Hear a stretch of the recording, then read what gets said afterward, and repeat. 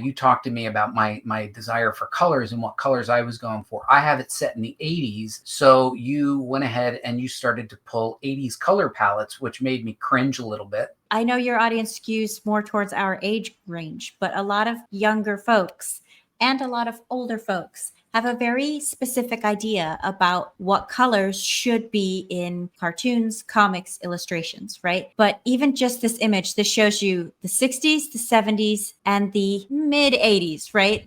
The early 90s, maybe. Oh, But wait. you So, can all right. So see just so this I is know, the 60s, the this late is the 60s. 60s. Okay. And you can see that it's very orange, very muted colors, right?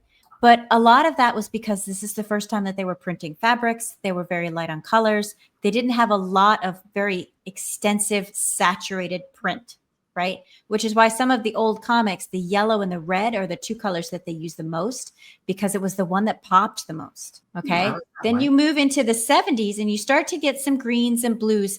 But again, it's still very muted colors, still very sort of on the amber scale. But then And all of then a sudden, the when we soundtrack to got Poison jumps on, and I am all in. I am listening to Poison and Def Leppard and Rat, and these are the clothes I'm wearing. and I decided not to go with the fluorescence, which we had a lot of in the 80s. I wore a lot of fluorescence as a kid in the 80s. So I just think that it was too much for our eyes in this digital age. So I stuck with this was considered muted colors in the late 80s and early 90s.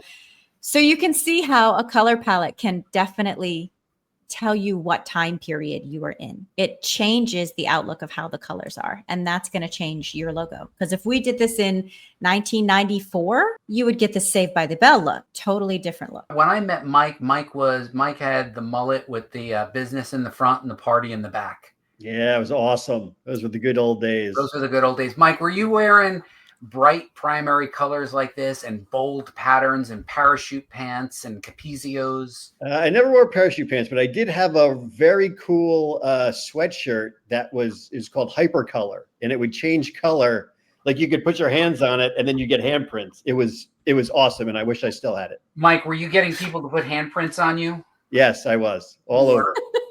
Did you have Capizio shoes, Mike? I'd be like, yeah, just put your handprint on them. It'll make a handprint. That was a good come on. I had parachute pants and I shopped at Chess King. So Nice.